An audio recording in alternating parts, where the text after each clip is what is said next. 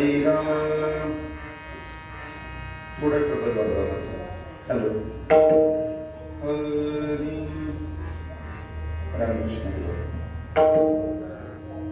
राम कृष्ण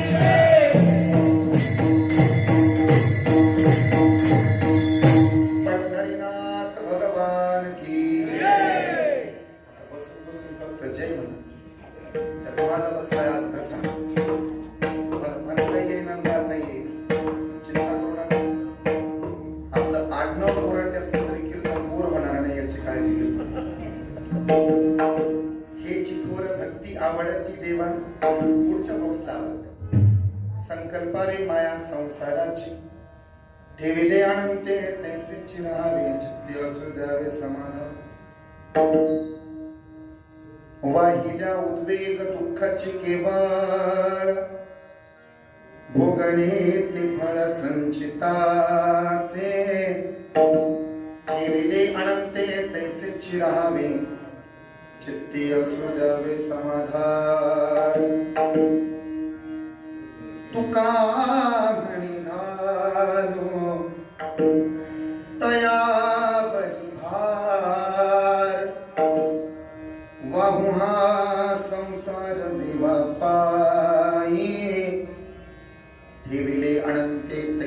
चिरहावे ठेविले अनंते तैसे चिरहावे चित्ती असू द्यावे समाधान अजरूपणी प्राण संजीवनंतम परम धाम कैवल्यमेकं तुरीयम् प्रसन्नं प्रपन्नहार्ति देव देव परब्रह्मलिंगं भजे पांडुरंगम आकार चरण युगल उकार उदर विशाल मकार महामंडल मस्तककारी आता अभिनव भाग विलासिनी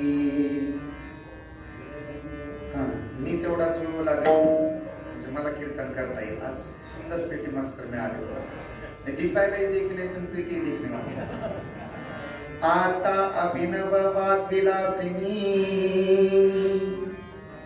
जे चातुर्यार्थ कलाकारिणी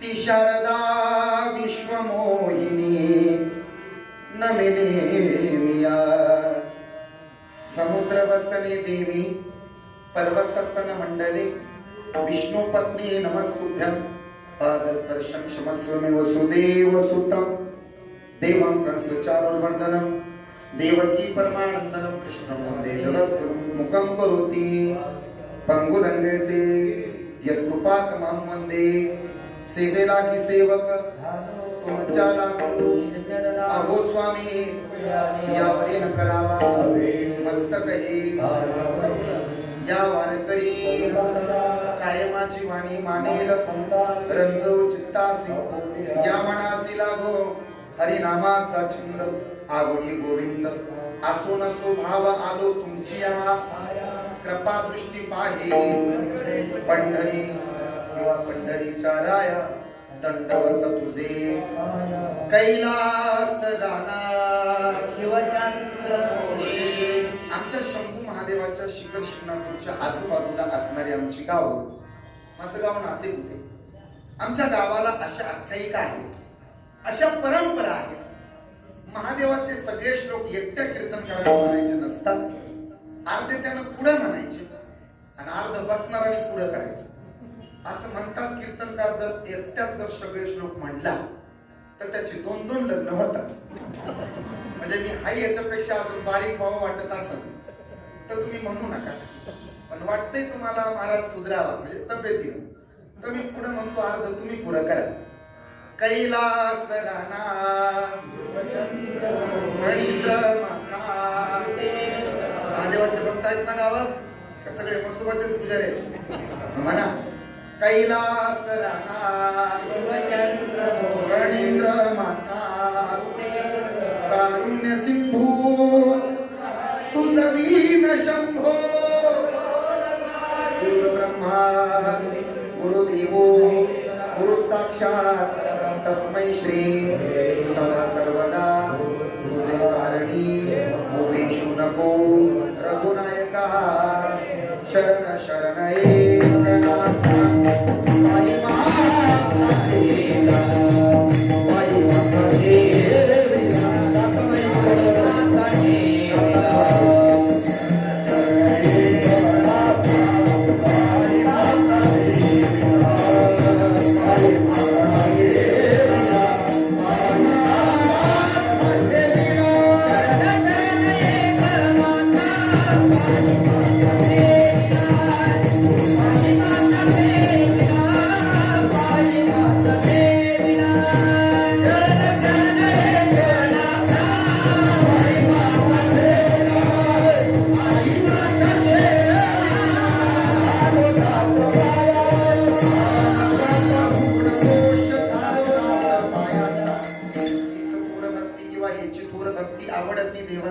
संकल्पावे माया संसाराची ठेविले अनंते तैसेची राहावे चित्ती असू द्यावे समाधान प्रस्तुत प्राप्त प्रसंगी प्राप्त स्थळी संप्राप्त कीर्तन रूपी सेवेकरता निवडलेला अभंग जगद्गुरु जगद्वंदनीय वारकरी संप्रदायाचे कळस संत श्रेष्ठ देव निवासी वैराग्याचे मूर्तिमंत उदाहरण अर्थात वयाच्या 16व्या वर्षी स्वराज्याची मुहूर्तमेढ रोवणाऱ्या छत्रपती शिवाजी महाराजांचे खरे गुरु वय वर्ष 14 असावं शास्त्र आणि शास्त्राची सांगड घालणाऱ्या छत्रपती धर्मवीर संभाजी राजाचे आदर्श दुपारी 12:30 वाजता ज्यानं काठीनं मारलं त्याला संध्याकाळी कीर्तनात टाळ घेऊन उभा राहायला लावणारे अर्थात एक नाही, दोन नाही, तीन नाही, तब्बल 13 दिवस दगडासह गाथा पाण्यावरती तरंगत ठेवणारे आणि याच्याही पेक्षा महत्वाचं, एकुलत्या एका लेकीचा हट्ट पुरवण्याकरता दगडाच्या नंदीचं दूध काढणारे आणि याही पेक्षा सोपं सांगेन तुकोबऱ्याचा अधिकार आहे का? दादा हो रोगाचा झोपतो त्याला आराम म्हणतात, वाम मार्गानं कमवतात त्याला हराम म्हणतात, मेलेला पुन्हा कधीही उठत नाही तेव्हा हे राम म्हणतात, हृदयाचं जाणतो त्याला आत्माराम म्हणतात, एक पत्नी व्रत पाळतो त्याला सीताराम म्हणतात, मित्रासारखा वागतो त्याला सखाराम म्हणतात, रामाचं दासत्व करतात त्यांना संत रामदास म्हणतात आणि साक्षात भगवंत सुद्धा ज्यांच्या पायाची पूजा करायला खाली येतो ना त्यांना जगद्गुरु तुकाराम महाराज म्हणतो. एवढा आमच्या तुकाराम महाराजांचा अधिकार मोठा. तुकाराम तुकाराम नाम घेता कापेय साक्षात यमानं घाबरावं एवढा अधिकार आमच्या जगद्गुरु तुकाराम महाराजांचा. महाराजांचा अधिकारच मोठा आहे. म्हणून महाराज आम्हाला भक्तीच्या काही व्याख्या सांगतात. सेवेला निवडलेल्या अभंगातून महाराजांनी यज्ञयावत भूतलावरती जन्माला आलेल्या माझ्या सकट प्रत्येकालाच भक्तीच्या 5 व्याख्या समजावून सांगितलेल्या आहेत. आपण महाराजांना विचारूया, महाराज नेमकं भक्ती म्हणजे कशाला म्हणतात? भक्ती म्हणजे नेमकं काय आहे? आम्हाला देव मिळवायचा, देव मिळवण्याकरता आम्हाला काय करावं लागेल? जर आम्हाला देवच पाहिजे असेल तर देवाकडे जाण्याचा सर्वोत्तम मार्ग कोणता? आणि जर भक्ती हा मार्ग आहे तर भक्तीची नेमकी सोपी व्याख्या कोणती? महाराज म्हणाले, प्रपंचावरचं लक्ष कमी करावं आणि परमार्थात लक्ष वाढवावं. प्रपंचावरचं प्रेमही कमी करावं आणि ते परमार्थात वाढवावं. संसारातलं चित्त काढून घ्यावं आणि ते परमार्थात चित्त लावून द्यावं. प्रपंचाची आसक्ती कमी करावी आणि परमार्थातलं प्रेम वृद्धिंगत व्हावं, याचं नाव भक्ती. महाराज नेमकी भक्तीची व्याख्या काय आहे आम्हाला सांगा. संकल्पावी माया संसाराची, संसारावरची माया कमी करणं आणि परमार्थावरची माया लावणं, याचं नाव तर भक्ती आहे. लोकांनी जणू दुसरा प्रश्न विचारला असावा, महाराज ही एक भक्तीची व्याख्या आम्हाला पुरेशी नाही. आम्हाला स्वयंपाक करायचा म्हटलं ना महाराज तरी जेवणामध्ये सुद्धा 2 भाज्या लागतात.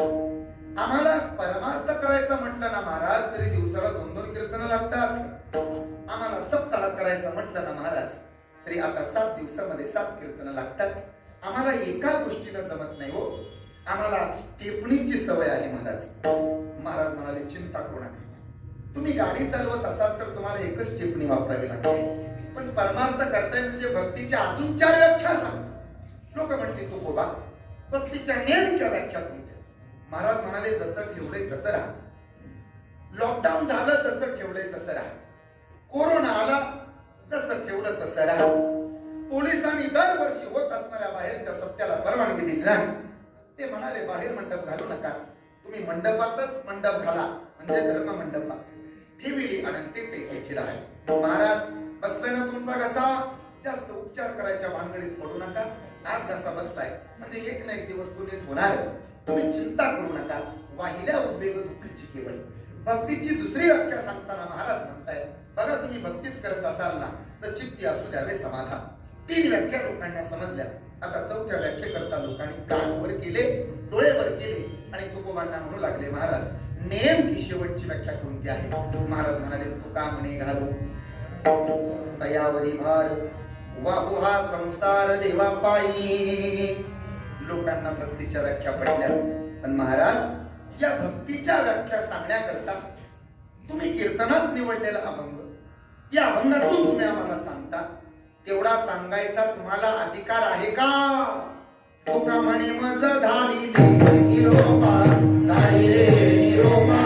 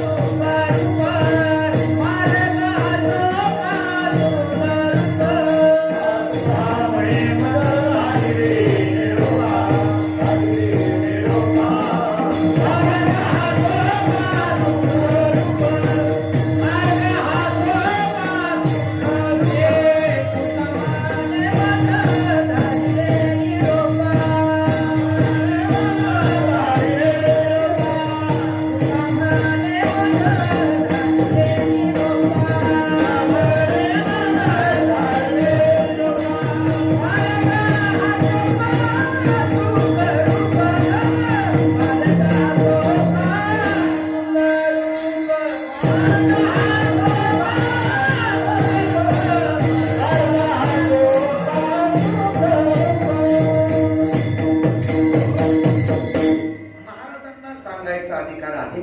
तुका म्हणे मज धाडिली निरोपा मार्ग हा सोपा सुकरू.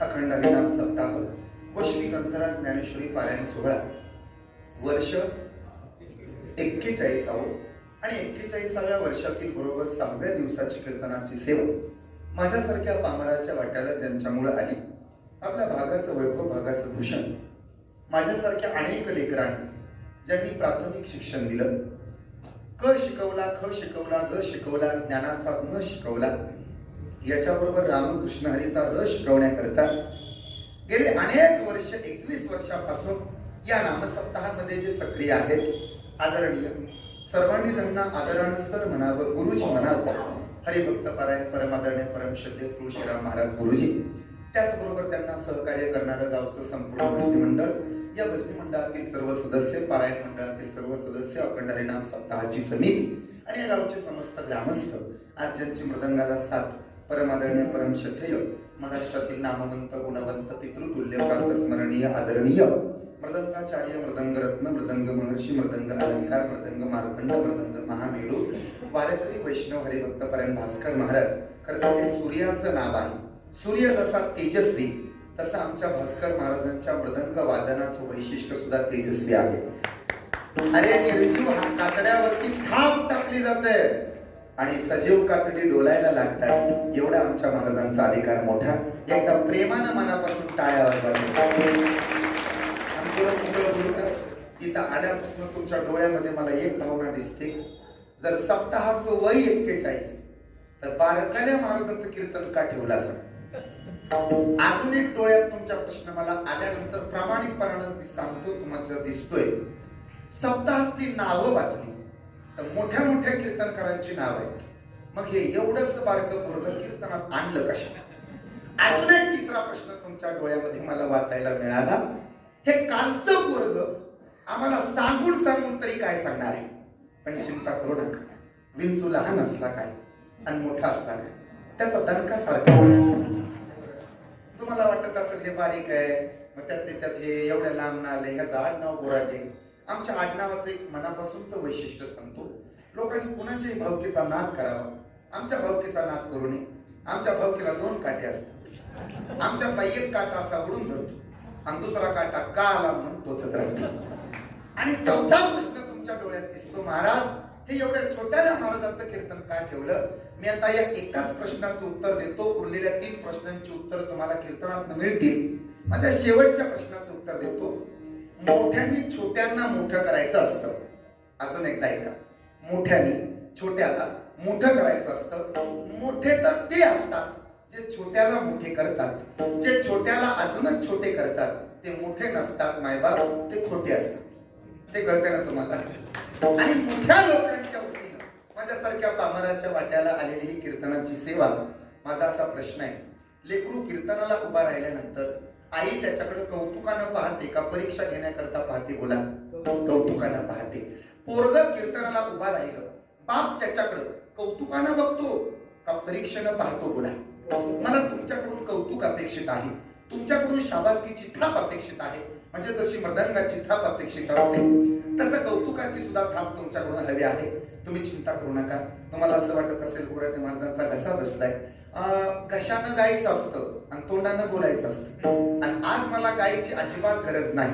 त्याचं कारण आहे महाराष्ट्रातील नामवंत सुप्रसिद्ध की ज्यांच्या चाली ऐकून आम्ही लहानाचे मोठे झालो अशी मोठी माणसं माझ्यासारख्या पामराच्या कीर्तनाच्या साथीला हरिभक्त पारायण परमादरणीय परमश्रद्धेय आदरणीय महावैष्णव काळूराम महाराज कीर्तनाच्या साथीला, त्याचबरोबर महाराजांचं नाव काय, जालिंदर महाराज, ज्यांच्या चाली ऐकून आम्ही लहानाचे मोठे होतो. वारीमध्ये ज्यांच्या चाली ऐकण्याचा योग आहे ते आदरणीय जालिंदर महाराज, परमादरणीय परमश्रद्धेय महाराष्ट्रातील नामवंत गायक. मी लहान होतो आणि सुधाकर महाराज तुम्ही आमच्या भागात सप्ताहाला असायचे. मी लहानपणापासून मी तुम्हाला पाहतोय. मी लहान असताना सुधाकर महाराज तसेच दिसायचे. आता मी वयानं 30 वर्षाचा झालो, अजूनही बाबा तसेच दिसतात. नेमकं काय खातात हे कीर्तन झाल्यावर मी त्यांना विचारणार आहे.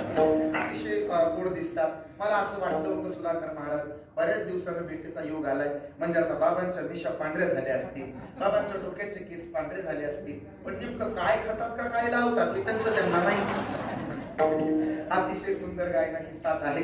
माझ्याबरोबर आलेले परमादरणीय परमश्रद्धेय माझे सन्मित्र हरिभक्तपरायण माऊली महाराज, त्याचबरोबर आदरणीय विकासजी महाराज, सगळ्यांच्या पायावरती नतमस्तक होतो. माझे धाकटे बंधू या ठिकाणी साथीला आहेत. सर्व टाळकऱ्यांच्या विनिकरी बाबांचा आज मला वातावरण आवडलं. मंदिरही अतिशय देखणं, मारुतीरायाची मूर्ती सुद्धा अतिशय देखणी, स्वयंभू मूर्ती, मृदंगाचार्य सुद्धा अतिशय देखणेच. पीटी मास्तर तर मी मागाशी बोलून गेलो, अतिशय देखणा. विनेकरी तर अतिशय देखणाच.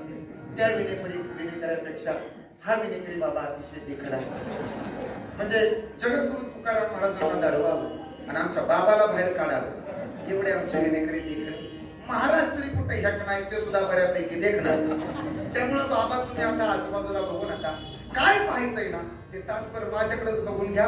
इथून पुढे तुमच्या सगळ्यांना एकच पक्ष आणि मोरांनी महाराजावर. या महाराष्ट्राच्या मातीमध्ये दोन संस्कृती आहेत, एक आध्यात्मिक संस्कृती आणि दोन सांस्कृतिक संस्कृती. अध्यात्माची राजधानी तुम्हाला माहिती नसेल तर ती मी माहिती करून देतो, ती सुद्धा पुणेच आहे. सांस्कृतिक राजधानी तुम्हाला माहिती आहे, तिचं नाव सुद्धा पुणेच आहे. सांस्कृतिक राजधानी कोणती असं एखाद्यानं प्रश्न केला तर त्या राजधानीचं नाव आहे पुणे. आणि अध्यात्माची राजधानी कोणती आहे असं एखाद्याला तुम्हाला विचारलं तर त्या राजधानीचं नाव आहे ते सुद्धा पुणे. त्याचं कारण आहे, या पुणे जिल्ह्यामध्ये तुमचा माझा जन्म आहे ना, तर आपण भाग्यवान आहोत. भलेही माझ्या समोर बसणाऱ्या प्रत्येक माऊलीच्या गळ्यात माळ नसेल. ऐका, या खेड तालुक्यातल्या महिला आहात तुम्ही, या मरकळ गावातल्या स्त्रिया आहात तुम्ही, माझ्या आई आहात तुम्ही. भलेही मरकळ गावातल्या खेड तालुक्यातल्या पुणे जिल्ह्यातल्या प्रत्येक माऊलीच्या गळ्यात माळ नाही नसेल, पण अजूनही दारात आलेल्या वारकऱ्यांच्या पायावरती डोकं टेकवून नमस्कार करते ना, ती आमच्या पुणे जिल्ह्यातली माऊली आहे. अरे या पुणे जिल्ह्यातलं वैशिष्ट्य सांगतोय. मंदिराला खांब असतात हे सगळ्या जगाला माहितीये, पण खांबाचं मंदिर आहे ते फक्त महाराष्ट्रात. मंदिराला दगड असतात हे सगळ्या जगाला माहितीये, पण दगडाचं शिळेचं मंदिर उभा राहतं तेही आमच्या महाराष्ट्रात. मंदिराला भिंती असतात हे सगळ्या जगाला माहिती आहे, पण भिंतीचं मंदिर उभा राहतं आमच्या आळंदीमध्ये, अर्थात पुणे जिल्ह्यात. हे आमचं सौभाग्य आहे. म्हणजे महाराष्ट्राच्या मातीत तुम्ही कुठेही गेला, जसं सोनं महत्वाचं तसं संस्कृती सुद्धा अतिशय महत्वाची. संस्कृतीला किती महत्व आहे महिला मंडळ ऐका. श्याम लहान होता, भास्कर बाबा साने गुरुजी श्याम लहान होता. श्यामची आई श्यामला आंघोळ घालत होती. असा समोर बसणारा छोटासा श्याम, 1.5-2 वर्षाचा श्याम, 3 वर्षाचा श्याम. गुरुजी श्यामला आंघोळ घालत होती आई. आंघोळ घालता घालता आईने त्याला आंघोळ घातली, दारात पाठ टाकला होता. आणि दारातनं घरात जाता जाता श्यामनं आईला विचारलं, माय अगं घरात जायचं मला, माझ्या पायाला माती लागते ग, काहीतरी अंतरायला टाक. श्यामच्या आईने उत्तर दिलेलं अतिशय गोड आहे. ऐका, 41 वर्ष सप्ताह करताय तुम्ही, संस्कृतीचं भान आहे तुम्हाला. श्याम म्हणाला, माय अगं पायाला माती लागते ग, जरा काहीतरी खाली अंतरायला टाक. श्यामची माय उत्तर देते, श्याम बाळा जसं लहान असताना पायाला माती लागू नये याची काळजी घेतो ना, तसं आयुष्यभर स्वतःच्या चारित्र्याला डाग लागू नये याची काळजी घे. याला संस्कृती म्हणतात. आमची पिढी भाग्यवान. गुरुजी अजून सुद्धा आमच्या पिढीमध्ये आमची जन्मदाती माय ती मोबाईल वापरत नाही. अजूनही आमची जन्मदाती आई, तिला मोबाईलचा पासवर्ड उघडता येत नाही. अजूनही आमची जन्मदाती माय जालिंदर महाराज, तिचं फेसबुकला अकाउंट नाही, तिचं इंस्टाग्रामला अकाउंट नाही, तिला युट्यूबचं कीर्तन सुद्धा लावायला येत नाही. अजूनही आम्ही घरी गेलो ना, आमची जन्मदाती माय पदरानं तोंड पुसते. भाग्यवान आपण, भाग्यवान दादा. आता या लहान लहान पोरांना लय वाटत आपल्या आईनं आपलं तोंड पदरानं पुसावं.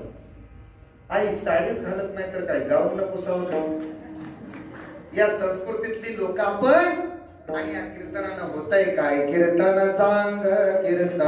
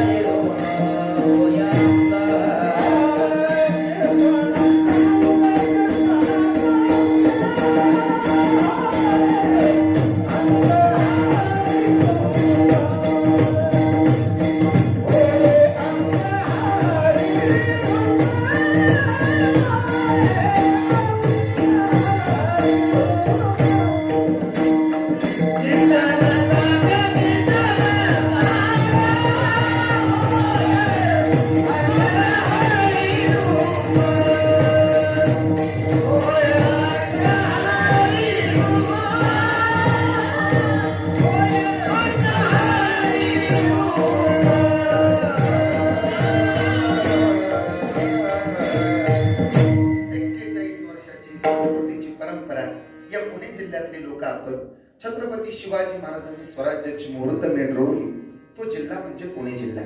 संत ज्ञानेश्वर महाराजांनी ज्ञानेश्वरीच्या ओव्या लिहिल्या, अर्थात त्या वाचायला मिळाल्या आणि समाधिस्थ झाले. तो जिल्हा म्हणजे पुणे जिल्हा. जगद्गुरु तुकाराम महाराजांचं वैकुंठगमन ज्या जिल्ह्यात, तेही आमच्या जिल्ह्यात म्हणजे पुणे जिल्ह्यात. भीमाशंकर अर्थात श्रद्धेनं उपासनेनं ज्यांची पूजा अर्चना केली जाते ते महादेव आमचं आराध्य दैवत, ते सुद्धा आमच्या पुणे जिल्ह्यात. अखंड परमार्थाची परंपरा ज्या जिल्ह्यात, तो जिल्हा म्हणजे आमचा पुणे जिल्हा आहे. माऊलींनी भिंत चालवली, तो जिल्हा म्हणजे हा पुणे जिल्हा. आज माझं महत् भाग्य आहे या पुणे जिल्ह्यामध्ये, या मरकळ गावामध्ये मला कीर्तनाची संधी मिळते. आता फक्त माझी विनंती आहे, कीर्तनाला थोडं ताट बसा, प्रसन्न बसा. मला इथलं वातावरण अतिशय आवडलेलं आहे, भावलेलं आहे. इथं टोप्या घालणारी मंडळी आहेत, त्यामुळे तर अतिशय सुंदर, म्हणजे स्वतःच्या डोक्याला. आणि टोप्या कोणीही घालत नाही बघा, ज्याला डोकं आहे तेच टोपी घालतात. म्हणजे कीर्तनकार असू द्या, नाही तर प्रवचनकार असू द्या, ज्याला डोकं आहे ना ते लोक टोपी घालतात. म्हणजे मला असं म्हणायचं नाही की ज्यांच्या डोक्याला टोपी नाही त्यांना डोकं नाही, हे असं कोणी अंगावरती घेऊ नका. आपल्या कीर्तनाला प्रारंभ होतोय. अभंगाच्या प्रस्तावनेमध्ये मी थेट जातो. इतरत्र आजूबाजूला न जाता, कीर्तनाच्या आजूबाजूला न जाता, अभंगापासून वेळ न दवडता मी अभंग सोडवण्याचा प्रयत्न करणार आहे. बघा, कीर्तन पटलं तर पटलं, नाही पटलं तर नाही पटलं, पण जसं जसं मला मारुतीला बुद्धी देईल त्या पद्धतीनं मी तुमच्या समोर बोलणार आहे. तुम्ही पुढच्या वर्षी बोलवावं न बोलवावं हा तुमचा प्रश्न आहे. मी माझ्या अभंगाशी बांधील आहे, याची जाणीव मला आहे. या अभंगातून महाराज भक्तीच्या काही व्याख्या सांगतात. त्यातली पहिली व्याख्या मी समजावून देतो, ऐका. महाराज म्हणतात, देव मिळवण्याकरता प्रत्येक जण प्रयत्न करत असतो. कोणी गावी आहे सांगा हा विठ्ठल. म्हणजे प्रत्येकाची अवस्था पुसावेसे वाटे, पुसावेसे ह्याची वाटे. जे जे भेटे तयासी देवाला भेटावं, देव मिळावा असं कुणाला वाटत नाही. बोला, जगात एकदा तरी आम्हाला देव मिळावा असं प्रत्येकाचं एकच स्वप्न आहे की एकदा तरी देव आपल्याला देव भेटावा. म्हणून अनंत प्रयत्न करत राहणारे आपण माणसं, देवाच्या भेटीची ओढ लागणारे आपण माणसं, ज्ञानोबा तुकोबावरती श्रद्धा असणारे आपण माणसं. आता देवाकडे जाण्याचा मार्ग आपल्याला मिळतोय का पाहूया. देवच आपल्याला मिळवायचा, बघूया आपण कर्म करून, बघूया आपण ज्ञान मिळवून, बघूया आपण योग करून देव मिळतोय का. पहिल्यांदा आपण कर्म करूया, कर्मानं देव मिळत नाही. दुसऱ्यांदा आपण योग करूया, योगानंही देव मिळत नाही. तिसऱ्यांदा आपण ज्ञान मिळवूया, ज्ञानानं सुद्धा देव मिळत नाही. महाराज आम्हाला जरा विस्तृत सांगा, कर्मानं देव मिळत नाही का? नाही मिळत. त्याचं कारण अदश्य ऊर्ध्वं प्रसृता तस्य शाखा पुनः प्रवृद्धा विषय प्रवालः अदश्य मूलानुसंततानि कर्मानुबंधीनि मनुष्य लोके. मग कर्माचं बंधन जर प्रत्येक जीवाला आहे, कर्मानं देव मिळत नाही का? कर्मानं देव मिळत नाही. मग कर्मे श्रीराम वनवासा गेला, कर्मे श्रीराम वनवासा गेला, जयो पावला, कर्मे दशरथ योगी गेला, कर्मे दशरथ योगी गेला, वियोग गणला अधिकारी.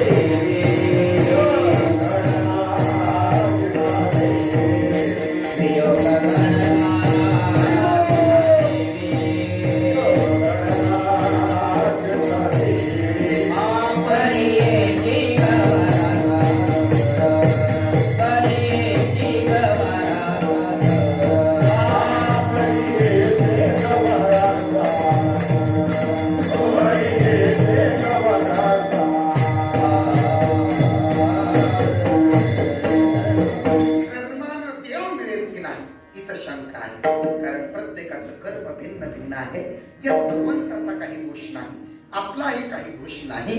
प्रत्येकाची कर्माची गती वेगळी आहे. ऐका कीर्तन. एकाच दगडाच्या खाणीतनं 3 प्रकारची दगड जन्माला येतात. एक मंदिरातली मूर्ती होतोय, दुसरा दगड मंदिराची पायरी होतोय, आणि तिसरा दगड नारळ फोडायच्या कामाला वापरला जातोय. या दगडाच्या खाणीचा दोष आहे का? बोला. असेल तर होय म्हणा, नसेल तर नाही म्हणा. आणि आज जर तुम्ही बोलला ना तरच कीर्तन होईल. बघा, माझा घसा बसल्यामुळे मला तुमच्या रिप्लायची अपेक्षा आहे. तुम्ही बोलला पाहिजे. मोठ्यानं बोलत चालावं. मृदंगाचार्य महाराजांनी पकवाज वाजवला, तुमचं कर्तव्य आहे. वा, काय मुखडा वाजवताय. नाही तर महाराजांनी मुखडा वाजवला काय, तुकडा वाजवला काय, केलं नाही दिलं. काय एकाने चाल चांगली म्हटली, सुधाकर महाराज बसणारांचे हात असे वर गेले पाहिजेत. वा बाबा काय आवाज आहे. इकडे विनकऱ्यांनी चांगलं प्रमाण दिलं तर तुमचा हात वर गेला पाहिजे. वा बाबा काय तुम्ही सावळ्या देता, आपलं काय तुम्ही प्रमाण देताय असं म्हटलं पाहिजे बसणारांनी. कीर्तनकाराने एखादं वाक्य सांगितलं, बसणारांनी टाळ्या वाजवल्या पाहिजे. गावातल्या एखाद्या पोराचा पहिला नंबर आला, त्याचा बॅनर गावातल्या लोकांनी लावला, पटलं तर हा म्हणा, नसतं तर लगेच नाही म्हणा. गावातल्या एखाद्या पोरानं पहिला नंबर मिळवला तर त्याचा बॅनर गावाने मिळून लावला. एखाद्या मुलीला चांगले मार्क पडले, तिचं कौतुक संपूर्ण गावाने मिळून केलं. शेजारणीची सुनबाई आपल्या सुनबाईपेक्षा देखणी आहे, तिचं सुद्धा कौतुक आपण केलं. बाया म्हणतात नुसत्याच देखूनपणाला काय करायचं, नाक तर आहे का, नक्की कुठली, पण शेजारणीच्या सुनबाईला स्वयंपाक चांगला करायला येतो तर तिचं सुद्धा कौतुक तुम्ही सगळ्यांनी मिळून केलं. बोलत चला, प्रामाणिकपणानं सांगा. गावात एखाद्या पोरानं नवीन दुकान टाकलं, नवीन व्यवसाय सुरू केला तर कमीत कमी ते दुकान, ते हॉटेल चालल एवढं तरी आपण म्हणलं. आपल्या बरकळ मध्ये म्हणतात ते काय चालत असते का, काय चांगल्या चांगल्या देव भांडार ह्यांना बाळ चाल. एखादं पोरग असं बदनाम जायला लागलं, टाळ बसवायला लागलं, कीर्तनात उभा राहायला लागलं, मग गावातल्या बसणी मंडळानं त्याला चांगलं म्हटलं पाहिजे का वाईट म्हटलं पाहिजे. गावातले वाईट म्हणत नाही, फक्त एवढं म्हणतात जाते टाळाला, पण त्याची सगळी लपडे आम्हाला माहिती. बरोबर आहे ना.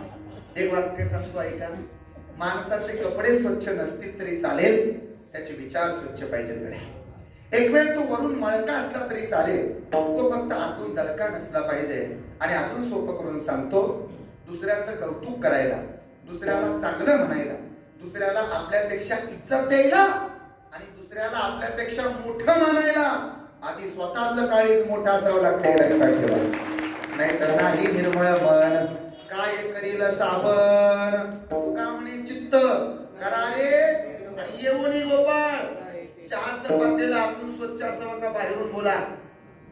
चहा माहितीये ना तुम्हाला महिला मंडळ, चहा करताना चहा मी काय ते चहाला येत नाही तुमच्याकडं आणि तेवढा आमच्याकडे वेळही नाही टाळकऱ्यांना. तुम्ही एक काम करा, चहाच्या वाटणीचे 10 रुपये आमच्या सगळ्या द्या, सगळ्यांनी मिळून. आम्ही रस्त्यावर जाताना चहा, आता दुकानं भरपूर आली, येवले चहा, नवले चहा, अमृतुल्य चहा, सरपंच चहा, उपसरपंच चहा. तुमच्याकडे आहे का एखादा? आमदार चहा, खासदार चहा, बाबा तुमच्याकडे आहे का एखादा? आहे एखादा? काल मी पुण्यात चहा घेतला बघा, तेव्हापासून माझा घसा बसलाय. दुकानाचं नाव होतं प्रेमाचा चहा. अजून 1.5 वर्ष जाऊ द्या बाबा, आमच्या नातेपुते गावात मी सुद्धा एक दुकान टाकणार आहे चहाचं.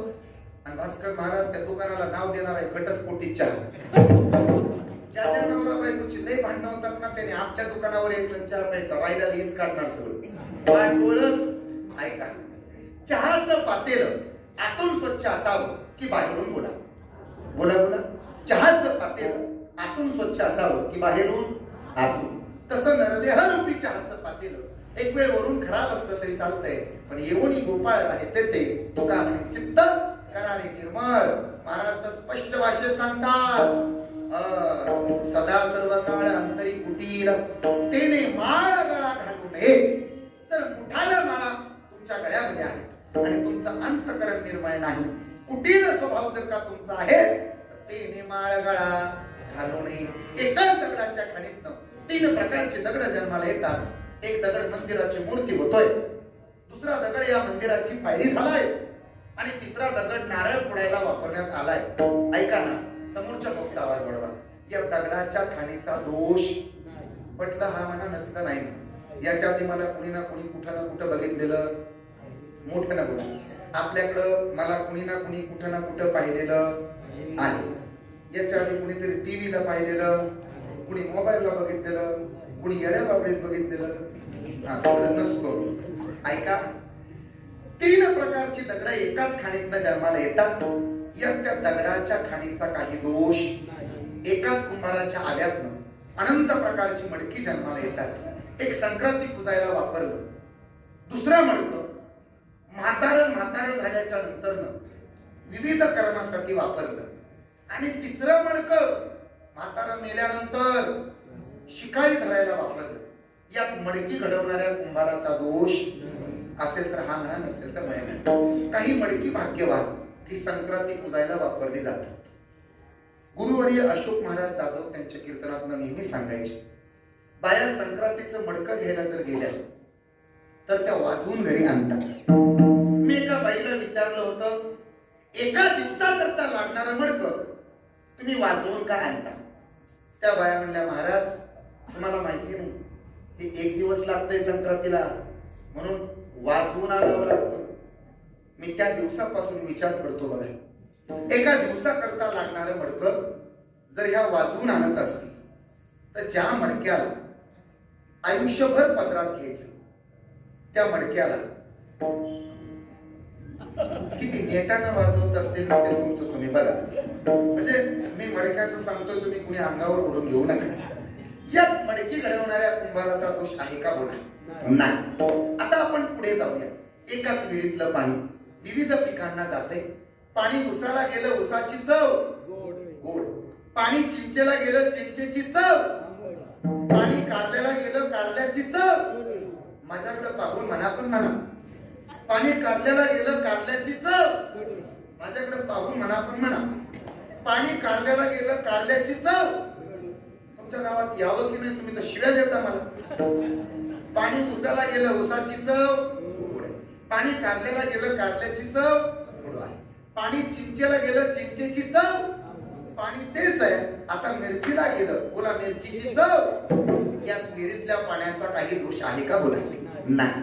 एका शिक्षकाच्या वर्गात 40 मुलं असतात बघा. एक डॉक्टर होते, एक इंजिनियर होते, एक कलेक्टर होते आणि त्यांच्याच घरी जाऊन चोरी करते. एक त्या शिक्षकाचा काही दोष, एक तर पोरग बाबा 8 दिवस शाळेत गेलं नाही.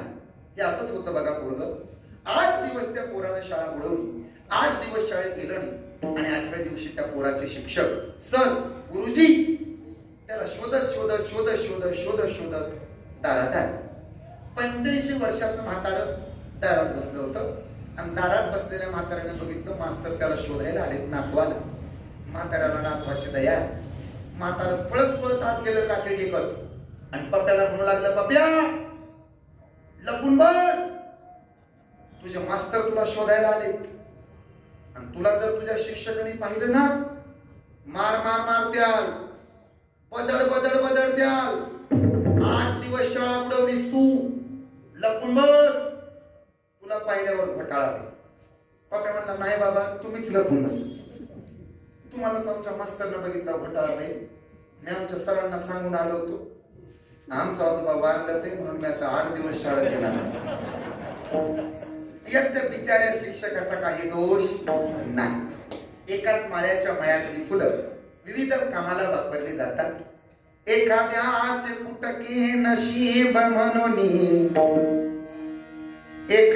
एखाद्याचे फुटके नशीब म्हणून प्रेतास कवटाळीती,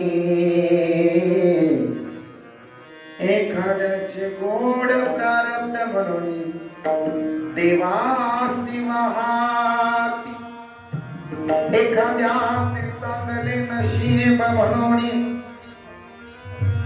देवासी समर्पिती, एखाद्याचे फुटके नशीब म्हणून प्रेता कवटाळती. या फुलं फुलवणाऱ्या माळ्याचा दोष आहे का? बोला. तसं देवाच्या कुडीतनं जन्माला आलेले तुम्ही आहात, मी आहे, शेजारी उभा राहणारे सर्वजण आहेत. अरे या देवाचा दोष नाही, आपला दोष नाही. कर्मे श्रीराम वनवासा गेला, कर्मे दशरथ वियोगे मेला, कर्मे रावण क्षय पावला, वियोग घडला सीतादेव. याही पेक्षा केले कर्म झाले, तेची भोगा आले, उपजले मेले. ऐसे किती म्हणजे कर्मानं देव मिळायचा नाही, त्यांना कर्म सोडून. चला 10 मिनिटं झाली आपली या चिंतनाची. कर्मानं देव मिळणार नाही, कर्माला त्याग करा.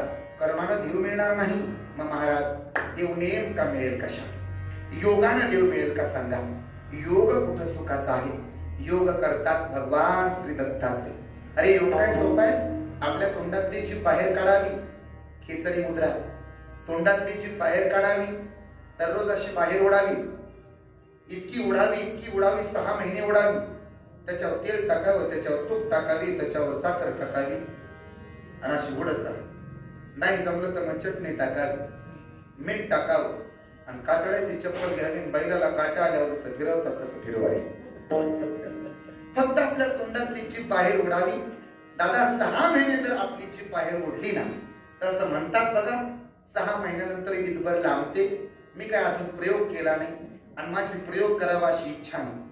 मी जर का दररोज जीभ ओढायला लागलो ना तर माझी बायको मला म्हणाले डोकं फिरलं या. त्यामुळे मी बाहेर ओढणार नाही. पण ती जीभ बाहेर ओढल्यानंतर एक विधभर लांबते आणि मग लांबलेली जीभ आपल्या पड जिभेला स्पर्श करते बघा. आणि मग सुषुम्ना नावाची नाडी तिला जर का स्पर्श झाला तर असं म्हणतात योग्याला समाधी लागते. आपल्याला काही माहिती नाही, पण आमचे संत ज्ञानेश्वर महाराज भगवान श्री दत्तात्रयांचं वर्णन करताना या खेचरी मुद्रेचं सुद्धा वर्णन करतात. पहिलं मेरूचे शिखरी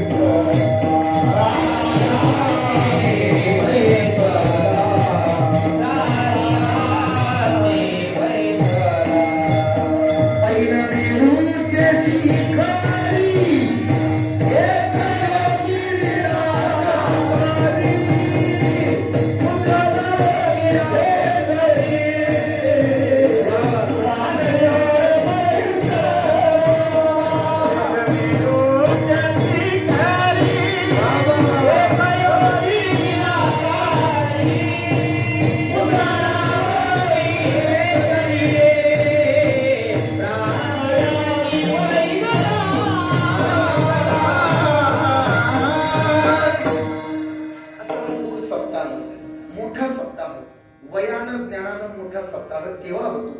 जेव्हा बसणारी माणसं खाली बसून प्रमाण माग म्हणू लागतात, तेव्हा सप्ताहाचं वय वाढतं. पहिलं मेरूचे बसणारे म्हणत जा, एक योगी मुद्रा लावोणी प्राणायामी बैसला. ऐका, आमचं गाव नातेपुते माझे वडील दररोज काकडा करतात आणि माझे वडील कीर्तनाला कधी आले तर मला असं म्हणतात, जे खाली बसून प्रमाण म्हणू लागतात ते कीर्तनात असतात आणि जे खाली बसून म्हणू लागत नाही ते प्राणायामी बसलेले असतात. आता तुम्ही कसं बसताय ते मला माहित नाही, प्राणायामात आहे की नाही माहित नाही, पण तुम्ही योगात बसल्या बसल्या त्या बाबाची 5-6 योगासनं झाली, एक पाय पुढे एक पाय मागे.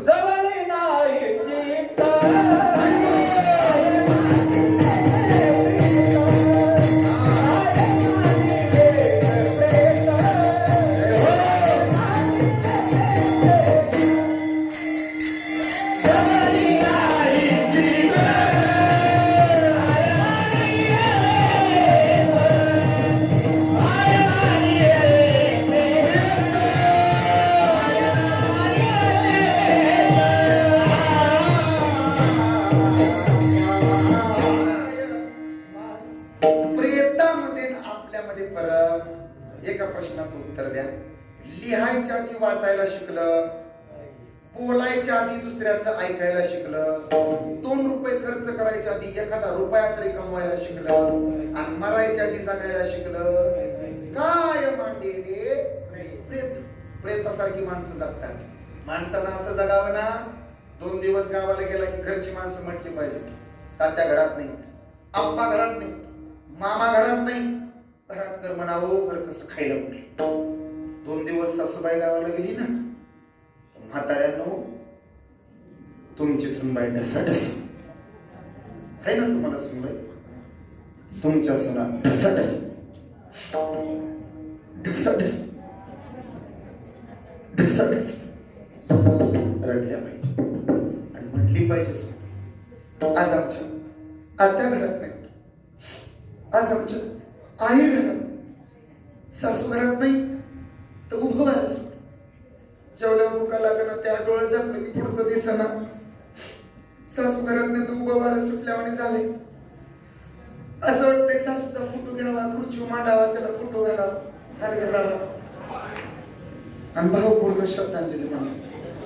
तिकडं सासू टमटम तेव्हा तिकडच मारावी सासू असंच म्हणा ना. उत्तमाची उरे ऐका कीर्तन. अरे कर्मानं देव मिळत नाही रे, मग योगानं देव मिळतोय का? योग कठीण आहे अहो. योगाच्या वाटा योग याग विधी हे मोहे वायाची उपाधी. कठीण योगा होई क्षेम. योग म्हणजे मिळवणं, क्षेम म्हणजे मिळवलं ते टिकवून. हे सगळं कठीण आहे.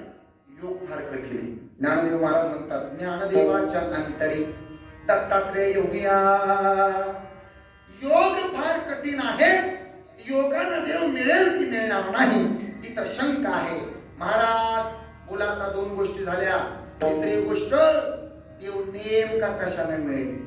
ज्ञानानं देव मिळतो का? ज्ञानानं देव लांब जातो. ज्ञान जास्त झालं छातीवरच्या 2-4 गुंड्या निघल्या जातात. एक तर 4च असतात. मग 3 गुंड्याचा शर्ट 4 कशा काय निघतात? 3 शर्टाच्या आणि 1 बिबीच्या देटाचे निघून जातात. ऐका, माणसाला ज्ञान आलं की अहंकार प्राप्त होतो आणि अहंकार झाला की ज्ञान लयाला जातो. अहंकार धारण करू नये. एखाद्याच्या बंगल्यावरून माणूस श्रीमंत होत नाही. एखाद्याच्या माडीवरून तो श्रीमंत होत नाही. एखाद्याच्या सुंदर असणाऱ्या सोन्यावरून तो श्रीमंत होत नाही. मग खरा श्रीमंत कोण आहे? ज्याच्या दारातली तुळस नेहमी फुललेली असते ना दादा, तो श्रीमंत. ज्याच्या अंगणात कधीतरी टाळ वाजतो ना, तो श्रीमंत. ज्याच्या वंशात एखादा माळकरी जन्माला येतो, तो श्रीमंत. आणि याही पेक्षा ज्याच्या अंतुरणासोबत झोप आहे, अन्नासोबत भूक आहे आणि स्वतःच्या उंजरीतलं दान दुसऱ्याला देण्याची दानत आहे, तो अख्ख्या गावातला श्रीमंत आहे. लक्षात ठेवा. हे श्रीमंताचं उदाहरण आहे. नाहीतर श्रीमंत माणूस सोन्याच्या ताटामध्ये जेवतो आणि गरीब माणूस जर्मनच्या ताटात जेवतो. फरक दोघांच्या ताटात असतो, पण दोघांची भूक मात्र एकच आहे. अरे गरीबाच्या भाकरीला सुद्धा तेवढंच पीठ लागतं आणि श्रीमंताच्या भाजीला सुद्धा तेवढंच मीठ लागतं. श्रीमंत माणूस सोन्याच्या बिछाण्यात झोपतो बघा, आणि गरीब माणूस आहे ना, तो लोखंडाच्या खाटावर झोपतो. फरक दोघांच्या बिछाण्यात आहे, दोघांची झोप मात्र या उलट. गरीबाची झोप ही श्रीमंत असते आणि श्रीमंताची झोप ही गरीब असते. गरीबाला पडल्या पडल्या डुलका लागतो. दगड जरी कुशाल असला ना बाबा, तरी बघा ते निवांत झोपते. त्याला गुड नाईट म्हणावं लागत नाही, त्याला स्वीट ड्रीम म्हणावं लागत नाही. तो स्वतःचा केअरटेकर असतो. श्रीमंताचं तसं नसतं. रात्रीच्या 3 वाजल्या तरी कोण नेतंय का काय, कोण नेतंय का काय, त्याला झोप लागत नाही.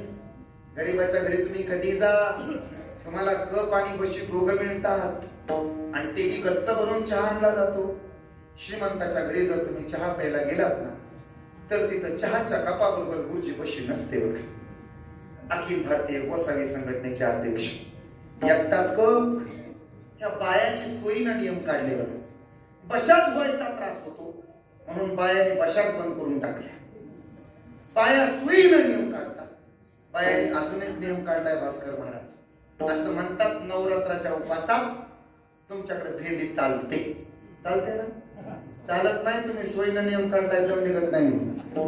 काल एक जण मला म्हटली, महाराज आमच्या गावात सूर्यनारायणाच्या उपासाला देटाची वांगी चालतात. मी म्हणलं काट्याची. हा पश्चात व्हायचा त्रास होतो म्हणून यांनी नियम केले. गरीबाच्या घरी तुम्ही कधी जा, तुमचं हसून स्वागत आहे. जेवायला वाढतात, आग्रहानं वाढतात. 1 भाकरी घ्या, अर्धी भाकरी घ्या, 1.5 भाकरी घ्या. श्रीमंताच्या घरी जेवायला बसा. नवरा बायको अशा दुईकडून उभा राहतात आणि वाढत नाही. फक्त शुद्ध पुणेरी भाषेत विचारतात, काही हवं का? वाढत नाही तर टोपल्यात आपली चपाती. काही हवं का? ते हवं शुद्ध असतं बघा. काही हवं का? वाढलंच नाही तर डोंबाल खावं का? नुसतं विचार. ऐका, आने वाला कौन है, जाने वाला कौन है, पाने वाला कौन है, खोने वाला कौन है. देने पे आया तो इतना देता है, देने पे आया तो इतना देता है, छप्पर फाड़ के दे जाता है. मगर लेने पे आया तो इतना देता है, हाथों की चमड़ी में उतार देता है। देने पे आया तो इतना देता, दिन में 3-3 कीर्तन देता है, मगर लेने पे आया तो इतना लेता है, 2-2 वर्ष लॉकडाऊन रखता है। मी तर लॉकडाऊन मध्ये लय काम केली महाराज, काय पडेल ते काम केले। आने वाला कौन है, जाने वाला कौन है, पाने वाला कौन है, खोने वाला कौन है। बिहारच्या एका पुराण IPL ची मॅच चालू होती, त्यावेळेला ड्रीम 11 नावाच्या खेळात 49 रुपये घालवले, त्याला 1 कोटी रुपये मिळाले विकास महाराज। त्या दिवसापासून 3 दिवस मी सुद्धा 49 रुपये घालवले बरं। माझे 147 रुपये कुठे गेले मलाच मेळ लागला। आमच्या नात्यापुत्यातनं हायवे गेला, हायवे एवढे पैसे मिळाले ना रस्त्याच्या कडेच्या लोकांना, त्यांना नोटा मोजायच्या कळलं ना, सगळ्याची भांडणं व्हायला लागली। देव द्यायला लागलं म्हणजे भरपूर देतो, आणि तुम्ही संयम बाळगा बघा, दिवस प्रत्येकाचे येतात। महिला मंडळ 5,500च्या साडीला आता किंमत उरली नाही, पण 2 रुपयाच्या मास्काला चांगले दिवस आले। कालपर्यंत सफरचंद 120 रुपये किलो होतं, आता डाळिंब घ्यायला जा तुम्ही 180 रुपये किलो आहे। अरे दिवस प्रत्येकाचे येतात दादा। चालताना एक पाय पुढे असतो आणि एक पाय मागे असतो, चालताना एक पाय पुढे असतो तर एक पाय मागे असतो। पुढे असतो त्याला अभिमान नसतो की मी पुढे आहे, आणि मागे राहतो त्याला वाईट वाटत नसतं की मी मागे आहे। त्याचं कारण आहे क्षणात हे बदलणारं असतं। अरे चंद्र चंद्राच्या जाग्याला चमकतो, सूर्य सूर्याच्या जाग्याला चमकतो। चंद्रानं सूर्याशी स्पर्धा करायची नाही, सूर्यानं सुद्धा चंद्राचा हेवा वाटू द्यायचा नाही। त्याचं कारण आहे आपापली वेळ आली की प्रत्येक जण चमकतो। अरे एकदा जिंकल्यानं कुणी सिकंदर होत नाही, आणि एकदा हरल्यानं सुद्धा मायबाप कुणी फकीर होत नाही। दिवस प्रत्येकाचे येतात, कितीही प्रयत्न करा। तुम्हाला वाटत असेल ना की माझ्यासारखा श्रीमंत कुणी नाही, मी एकटा जिवंत राहणार आहे, तर मी उदाहरण देतो, ऐका ना कीर्तन। 100 पुऱ्यांचा बाप, हस्तिनापूरचा सम्राट, भारत देशाचा राजा, त्याचं काय नाव होतं बोला? जगता आलं का? एकाला 80,000 बायका, 1 लाख पुरं, 1.25 लाख नातू, 1.25 लाख पंतू, आणि 7 कोटी घर सोन्याची होती। काय नाव होतं महिला मंडळ त्याचं?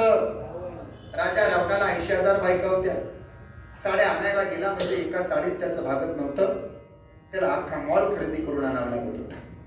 पण रावणाच्या बायका कधी तक्रारी करत नव्हत्या।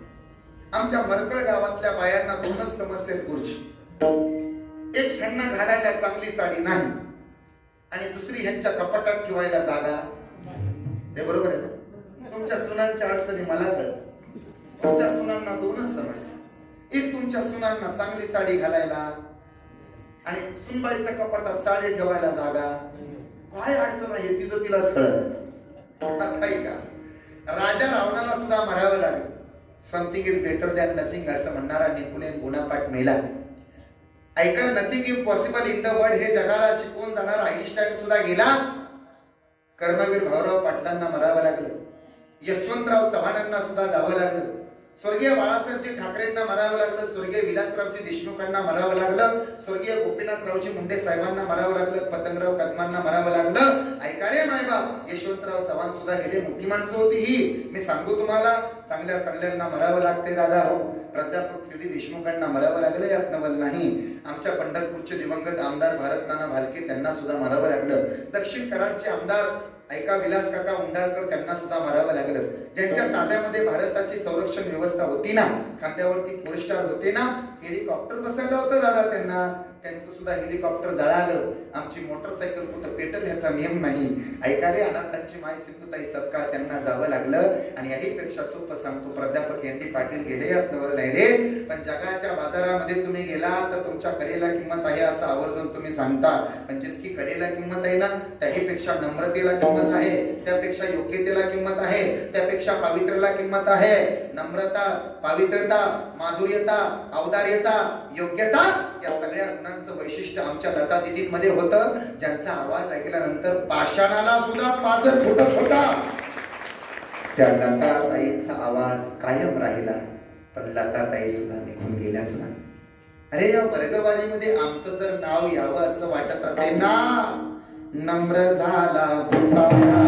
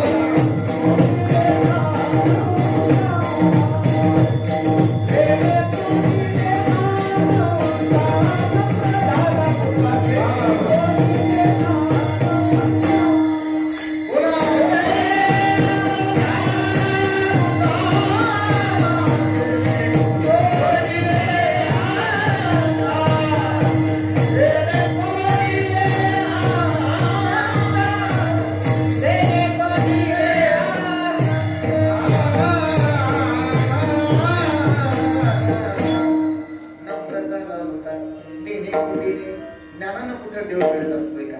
नाही रे मिळत. मग काय केलं पाहिजे? तुम्ही भक्ती कराकडे. नम्र झाल्यानंतर देव मिळतो याचं उदाहरण सांगू. भगवान परमात्मा झोपले होते. झोपले म्हणजे देव झोपत नसतो, देव झोपल्यावर आपल्याला झोपावं लागेल. ज्ञानानं देव मिळत नसतो. ऐका ना, देवानं झोपेचं सोंग केलं. दुर्योधन सुद्धा आला, अर्जुन सुद्धा आला. द्या उत्तर. दुर्योधन कुठं बसला होता? देवाच्या उशाला. माहिती आहे? उशा. दुर्योधन बसला होता देवाच्या डोक्याजवळ आणि अर्जुन बसला होता देवाच्या. विजय कुणाचा झाला? डोक्याजवळ बसणाऱ्याचा झाला का पायाजवळ बसणाऱ्याचा झाला? बोल. हे नाही कळालं तर अजून सोपं सांगतो. एक वाटी रुसली आणि कळशीला म्हणू लागली, कळशी काय तर तुझ्या सारखं जवळ मी राहते. कळशी माहिती आहे तुम्हाला? कळशी म्हणजे घागर. नसत लक्षात राहत तर माझं नाव लक्षात ठेवा. माझं नाव आहे सागर, म्हणून लक्षात ठेवा तुम्ही घागर. मग ती घागर भरलेली कशानं? पाण्यानं. आणि तिच्या डोक्यावर होती काय? होती वाटी. वाटी म्हणाली कळशीला, का ग कळशे एवढं तुझ्या जवळ राहते, सारखं तुझ्या बरोबर मी गावाची राजनं भरते, टिपाडं भरते, बॅलरच्या बॅलर भरते, अख्ख्या मरकळला पाणी पाजते, एवढं तुझ्या जवळ राहते, हाय काय मला कधी पाण्याचा ठिपका? कोण म्हणतं? बोलू ना वाट्या. कोण म्हणतं? आपलं ते चुकून गेलं बघा. कोण म्हणतं? वाटी. कुणाला म्हणते? कळशीला. काय म्हणते? एवढं तुझ्या जवळ राहते, डोक्यावर राहते, सगळ्या गावाला पाणी पाजते, हाय का मला कधी पाण्याचा ठिपका? कोण म्हणतंय?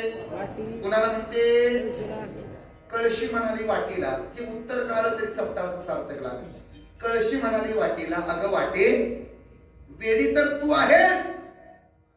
ज्याच्याकडून प्राप्त करून घ्यायचं असतं ना, त्याच्या पायाजवळ बसायचं असतं, त्याच्या डोक्याजवळ बसायचं नसतं. पायाजवळ बसला त्याचं नाव अर्जुन आणि डोक्याजवळ बसला त्याचं नाव विजय. कुणाचा झाला? बोला. म्हणजे ज्ञान कमवायच्या मागं न जाता तुका म्हणे माझी भोळी सेवा, तुका म्हणे भोळी सेवा, तुका म्हणे भोळा आणि जिंकू जाणे कळी काळा. कळलं महाराज. आता चौथा अभंगातला मुद्दा, देव कशाने भेटल सांगा. महाराज म्हणाले भक्तीनं देव भेटेल. आणि ही भक्ती म्हणजे नेमकं काय? शांडिल्य सूत्र सांगतं आत्मविरोधिनी. आता आत्मनियंत्रण मिळवणं हे फार कठीण आहे. समाधी लावणं सुद्धा कठीण आहे. जरा सोपं सांगा. कथा दिवशी ती गर्गा. कथा करणं म्हणजे भक्ती करणं का? कथेला सुद्धा साहित्य लागतं. पकवास लागतोय, टाळ लागतोय, विना लागतोय, बसणारे श्रोते लागतात, ऐकणारे श्रोते लागतात, साथीदार चांगले लागतात. कथा सुद्धा कठीण आहे. पूजा म्हणजे भक्ती का? अहो पूजा सुद्धा फार कठीण आहे. पूजा सुद्धा करणं अतिशय कठीण आहे. मी विस्तार देत नाही, मी पुढे जातो. मग भक्ती म्हणजे नेमकं काय? ऐका ना, भक्तीची सोपी व्याख्या आपण शोधूया.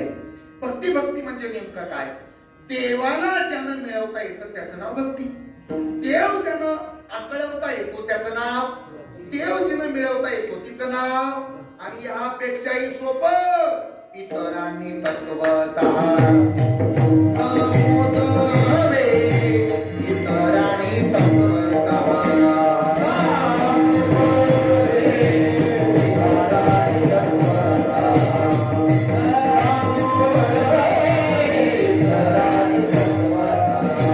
भक्तीची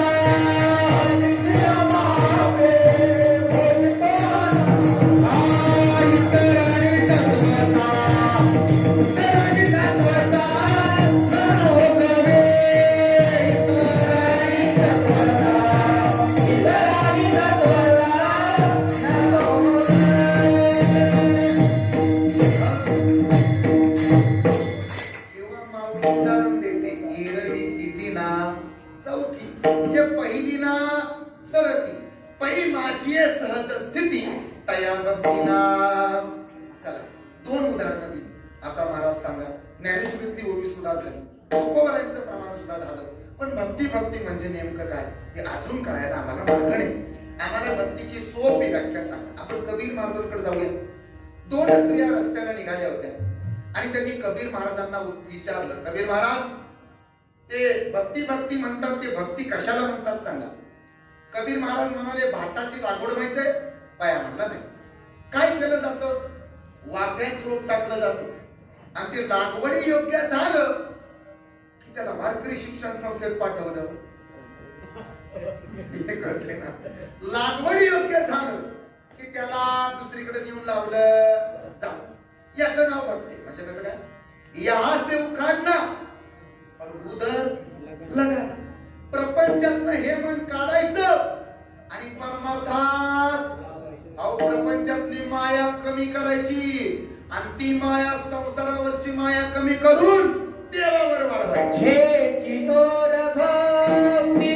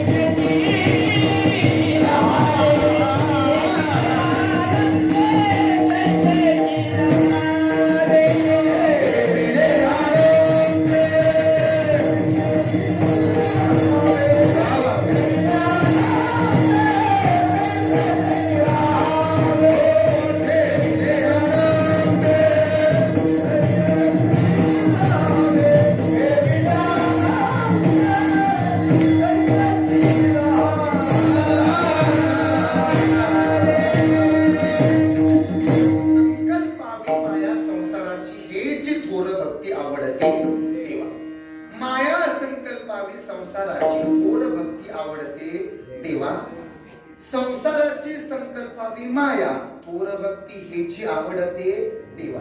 देवा आवडती थोर भक्ती संकल्पावी माया संसाराची आवडती हेच थोर भक्ती संसाराची माया संकल्पावी माया. याचं सगळं ते तसं घ्या. ज्या पत्रिकेत मी आहे त्या पद्धतीने कीर्तन करायचा प्रयत्न आहे. ऐका. संकल्पावी माया माझा तेवढा अधिकार नाही, तरी सुद्धा थोडा मोठ्यांकडून ऐकले म्हणून सांगतो. ज्या अर्थी देवाला भक्ती आवडते त्या अर्थी भक्ती ज्याच्या आधी नाही तो भक्त सुद्धा आवडत असला पाहिजे. ज्या अर्थी एखाद्याला मृदंग आवडतो त्या अर्थी तो मृदंग किंवा ते मृदंग वादक ज्या मृदंगाचार्याच्या आधी नाही तो मृदंगाचार्य सुद्धा आवडत असला. एखाद्याला गाणं आवडतं म्हणजे ते गाणं ज्या गायकाच्या आश्रित आहे तो गायक सुद्धा आवडलाच पाहिजे. बरोबर ना? एखाद्याला हार्मोनियम आवडते तर ती हार्मोनियम ज्या हार्मोनियम वाजवणाऱ्या वादकाच्या आधी नाही तो वादक सुद्धा आवडत असला. बरोबर ना? एखाद्याला एखाद्या नटीचं पात्र आवडतं नाही बाबा. ते बघा बाबा, एखाद्याला नटीचं पात्र आवडतं आणि मग ते नटीचं पात्र एवढं आवडतं की ती नटी परत दिसल्यानंतर तिचं खरं नाव तुम्ही विसरून जाता आणि तिचं जे पिक्चर मधलं नाव होतं तेच नाव तुमच्या कानावर पुन्हा पुन्हा आदळतं. ऐका ना, तसं देवाला भक्ती आवडते. म्हणजे ती भक्ती करणारा भक्त सुद्धा आवडत असला. आता भाविकांची आवडी देवा, भाविकांची आवडी देवा, भाविकांची आवडी देवा, भाविकांची आवडी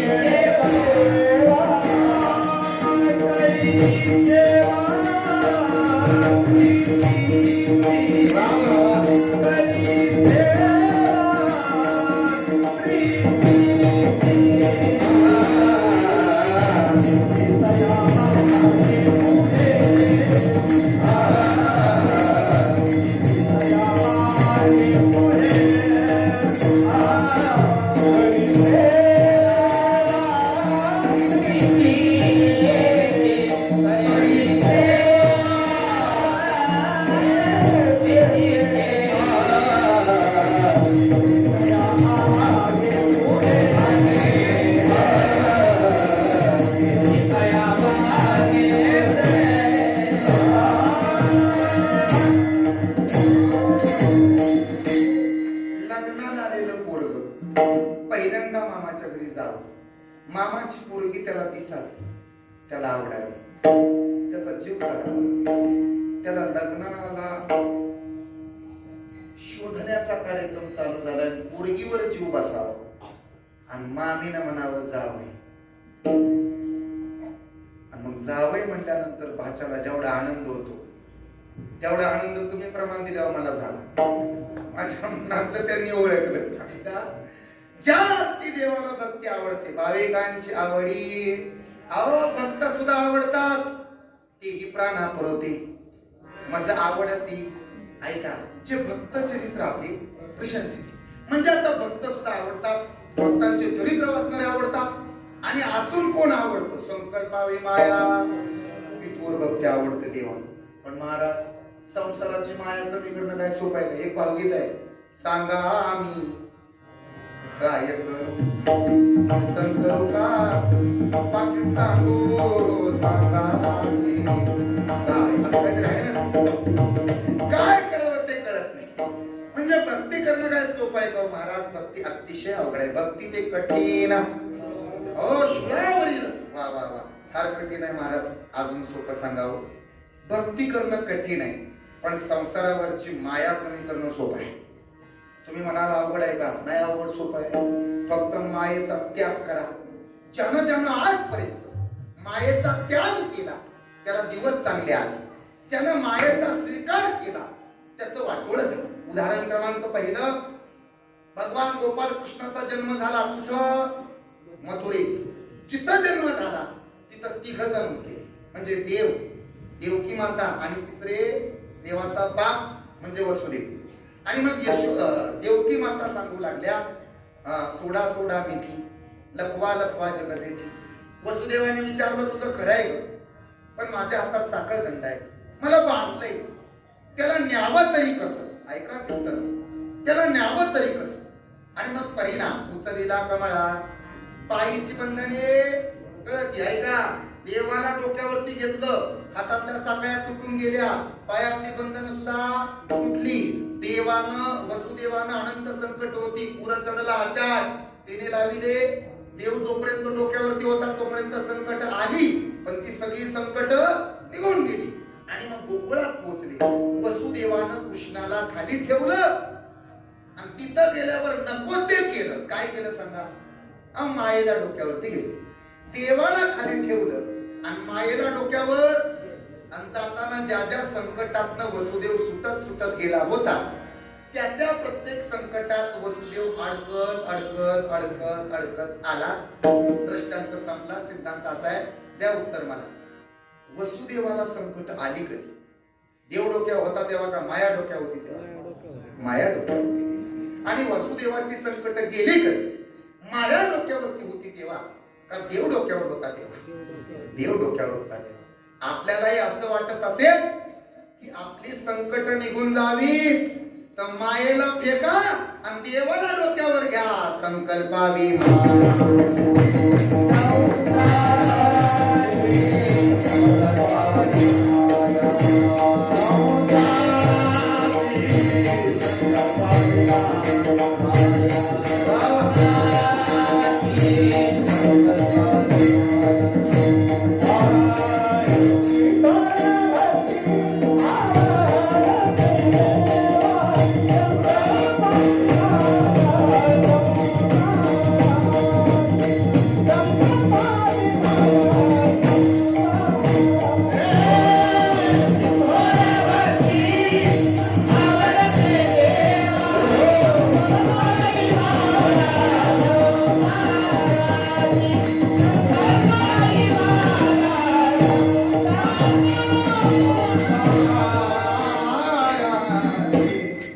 माया काय करते?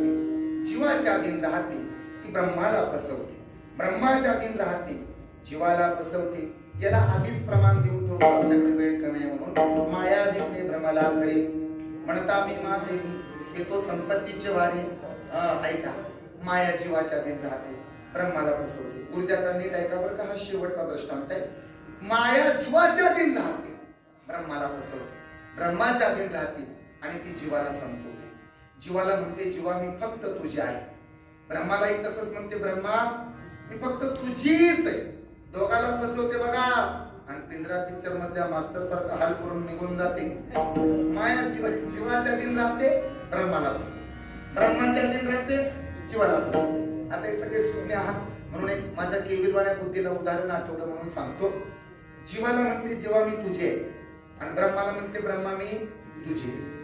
एका गावात असं मोठं हॉस्पिटल होतं. हॉस्पिटल म्हणजे दवाखाना.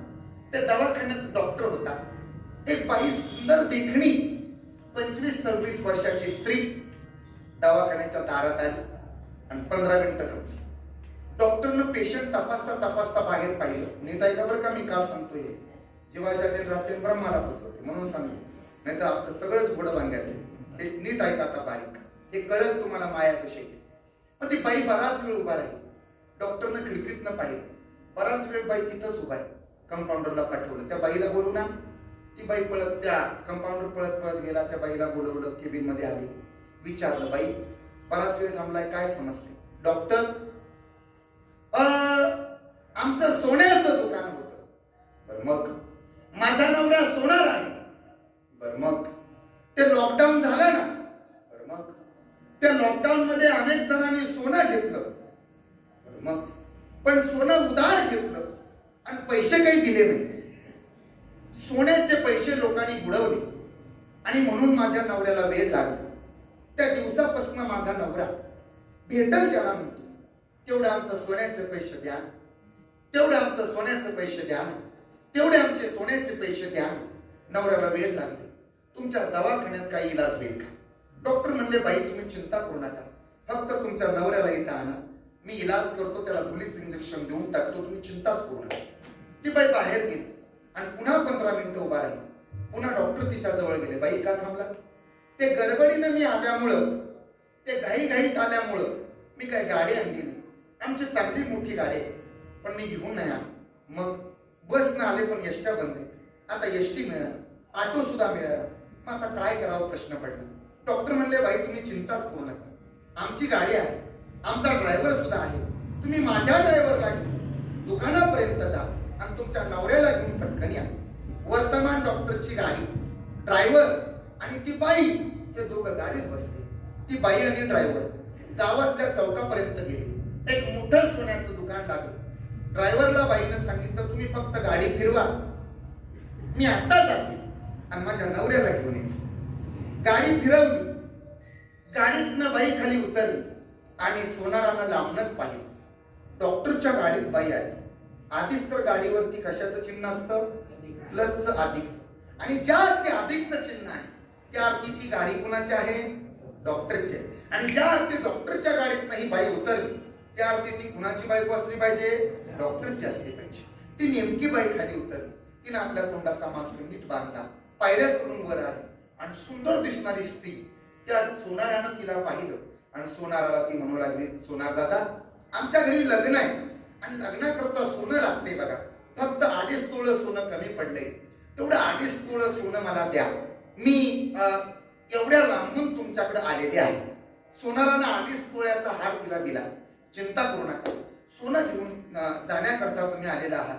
नेकलेस पसंत पडला, सोनं काय असेल ते 2.5 घेतलं, 3 घेतलं, आपल्याला काय पदरचं टाकायचं नाही. ते सोनं घेतलं आणि त्या बाईनं त्या सोनाराला सांगितलं, सोनार दादा झालं असं, मी गडबडीत आल्यामुळं माझं क्रेडिट कार्ड, माझा मोबाईल घरी राहील, पैशाची पर्स सुद्धा घरी राहील. आता काय करावं कळत नाही. राहू द्या, मरू द्या तुमचं सोनं, मी माघारी जाईल. सोनार म्हणला, बाई असंही आता 9 वाजायला 10 मिनिटं कमी राहील, मलाही दवाखाना दुकान बंदच करायचंय. मी जर आता दुकान नाही बंद केलं तर हे लोक माझं दुकान बंद करतील, त्यामुळे तुम्ही चिंता करू नका. मी लगेचच तुमच्या बरोबर येतो. माझं मी येताना कसा येईल, बसतो तुमच्या गाडीत. लावलं सेटर, कुलूप लावलं, त्या बाईकडे सोनं दिलं. वर्तमान ती गाडी, त्या गाडीमध्ये तो ड्रायव्हर, ती बाई आणि तो सोनार, 3 जण गाडीत बसले. गाडी पुन्हा दवाखान्याच्या समोर आली. अंधार होता. अंधारामुळे ती बाई गाडीतनं उतरली आणि तिनं त्या बाबाला सांगितलं, हे बघा तुम्ही तिथं जा, तिथं माझ्या नवऱ्याचं केबिन आहे, डॉक्टरांच्या केबिनच्या बाहेर तुम्ही बसा, मी आत्ता जाते आणि लगेचच पैसे घेऊन येते. जशी बाई गाडीतनं उतरून निघून गेली तसं 1.5 वर्ष झालं अजून माघारीच नाही. ऐका ती बाई निघून गेल्याच्या नंतर तो सोना बराच वेळ त्या डॉक्टरच्या केबिनच्या बाहेर बसला. काही केलं तो डॉक्टर बाहेर येईना. तेव्हा त्याला राग आला. त्यानं दरवाजा उघडला, ढकलला, आतमध्ये गेला आणि डॉक्टरला मोठ्यानं म्हणाला, डॉक्टर तेवढे आमचे सोन्याचे पैसे द्या, तेवढे आमचे सोन्याचे पैसे द्या. आणि डॉक्टरच्या विजलेल्या टुपा धडाधडा पेटल्या. डॉक्टरला आठवलं, मगाशी एक बाई आली होती, ती म्हणत होती माझ्या नवऱ्याला वेळ लागला, सोन्याचं दुकान आहे आणि नवरा भेटल त्याला म्हणतोय तेवढं आमचं सोन्याचे पैसे. आणि ज्या आरती ह्यो बाबा असं म्हणतोय की तेवढं आमचं सोन्याचे पैसे द्या, त्या अर्थी नक्की हाच त्या बाईचा नवरा असला पाहिजे. डॉक्टरनं इतकंच लांब इंजेक्शन घेतलं पुलीचं आणि त्याला देऊन टाकलं. तासानं त्याला जाग आली, तेवढं आमचं सोन्याचे पैसे द्या ना. पुन्हा दुसरं इंजेक्शन. 1.5 तासानं त्याला पुन्हा जाग आली, तेवढे आमचं सोन्याचे पैसे द्या ना. पुन्हा एक इंजेक्शन. 4थ्या इंजेक्शनाच्या वेळेला डॉक्टर म्हणले, कळत नाही का मूर्खा तुला, सारखं सारखं सोन्याचे पैसे मागतो. तो म्हटला, तुमचीच बायको आली होती. डॉक्टरनं खरी बायको खाली बोलवली. खऱ्या बायकोनं, म्हणजे ही बायको नाही, खऱ्या बायकोनं बोट दाखवलं, ही बायको आहे का. सोनार म्हणाला, ही नव्हती. मग डॉक्टर म्हणले, ही एकुलती एकच बायको म्हणा, ही होती का, नव्हती ना. मग माझ्या सोन्याचं काय. डॉक्टरनं उत्तर दिलं, अरे वेड्या, सोनाराची बायको म्हणून तिनं मला बसवलं आणि डॉक्टरची बायको म्हणून तिनं तुला बसवलं आणि दोघाला चुना लावून निघून गेली. तसं जीवाच्या दिन राहते आणि ब्रह्माला फसवते, ब्रह्माच्या दिन राहते आणि जीवाला फसवते. म्हणून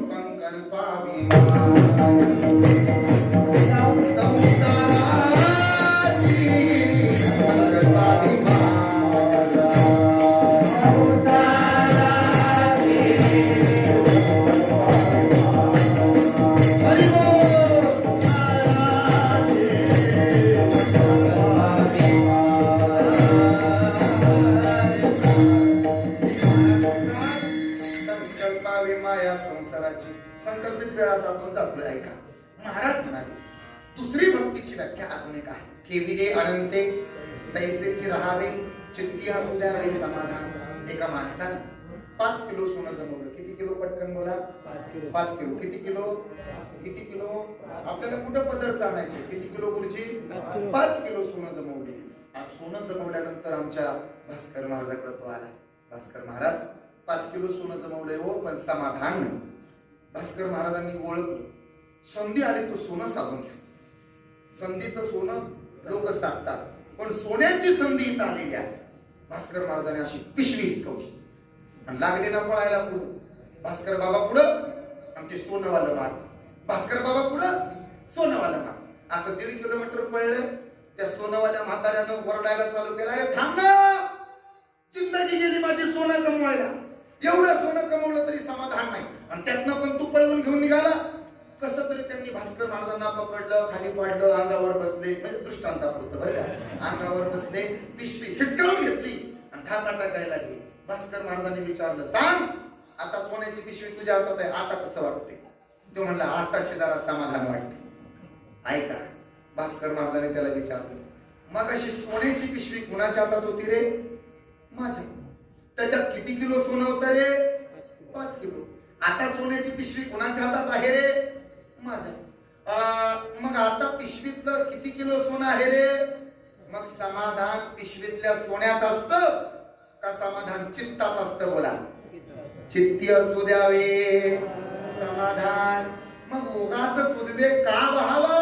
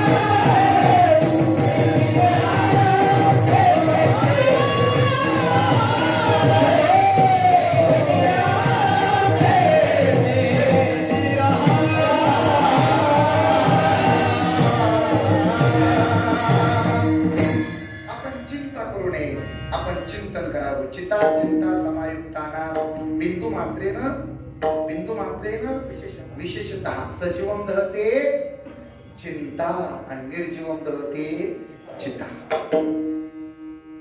आपण जगावं कसं महाराज? जब दंत नहीं थे तब दूध दिया, अब दंत दिए हैं और अन्न क्यों ना दे. मातेचे उदरा उपजला तिचे मा, चिंता तुझी तेव्हा किरित्या. सगळं काय होतंय एक सांगू दादा, या कोरोनात आपण जगायला शिकलो. मी जाहीरपणे कीर्तनातून सांगू, आपली पांडुरंगाची श्रद्धा किती मोठी आहे.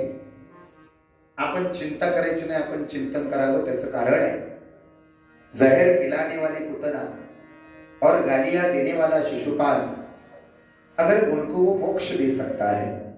कधी कधी 41 वर्ष तुम्ही सप्ताह करताय गुरुजी, तुम्हाला असं वाटतं का करावा सप्ताह? बसणाऱ्यांना वाटतंय कधी कधी काय देव आमच्यावर कृपा करतोय की नाही. इतके दिवस तुम्ही मृदंगाची सेवा करताय दादा, इतके दिवस हार्मोनियम तुम्ही वाजवताय. सांगू, देव आपलं वाटोळ कधी करत नाही, देवाच्या लक्षात आहे आपण. त्याचं कारण आहे, जहर पिलाने वाली पुतना और गालियां देने वाला शिशुपाल अगर उनको मोक्ष दे सकता है, अरे हम तो उसकी माला जपते हैं, हम तो उसकी कथा सुनते हैं, अरे हम तो उसका भजन करते हैं, हमारा उद्धार हो क्यों नहीं करते? सांगू दादा, या कोरोना महामारीच्या रोगात काही नटाने आत्महत्या केल्या, काही डॉक्टरांनी आत्महत्या केल्या, काही इंजिनियरने आत्महत्या केल्या, काही पैसेवाल्याने आत्महत्या केल्या, पण आजपर्यंत माझ्या एकाही वारकऱ्यानं आत्महत्या केली नाही आणि इथून पुढे करणार नाही. ही आमची पांडुरंगावरची शब्द आहे. वाहिल्या उद्वेग दुःखाची केवळ भोगणेते फळ संचिताचे. महाराज, नेमकं जगावं कसं सांगा? भक्तीची शेवटची आणि महत्वाची व्याख्या ऐका.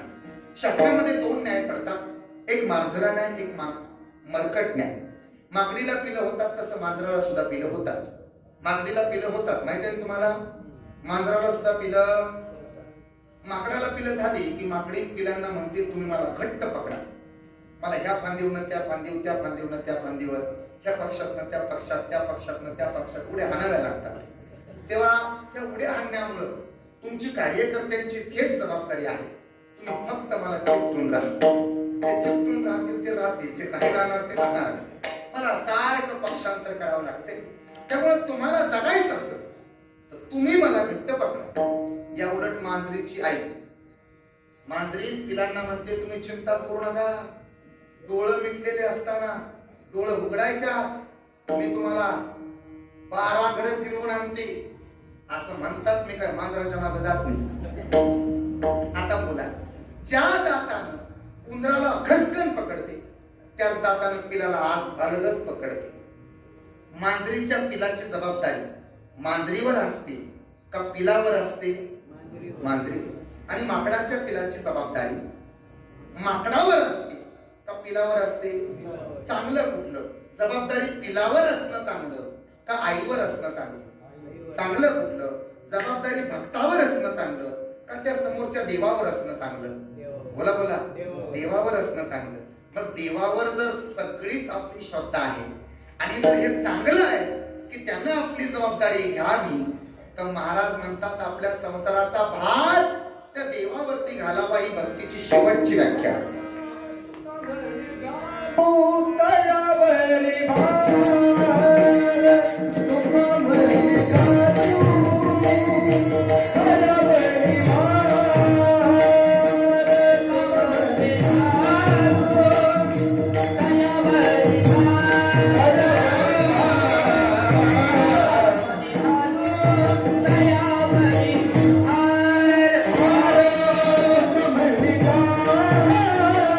भार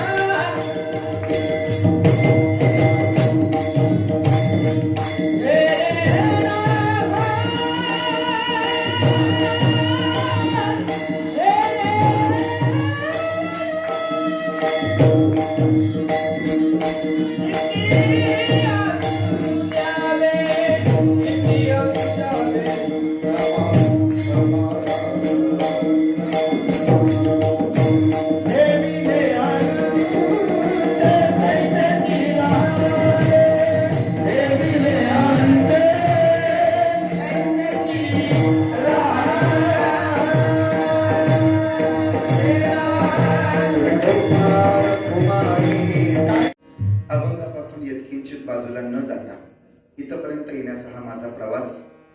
कीर्तनात उभा राहिल्यानंतर कंबर बांधली त्यावेळेस एकदा विठ्ठल विठ्ठल भजन घेतलं होतं.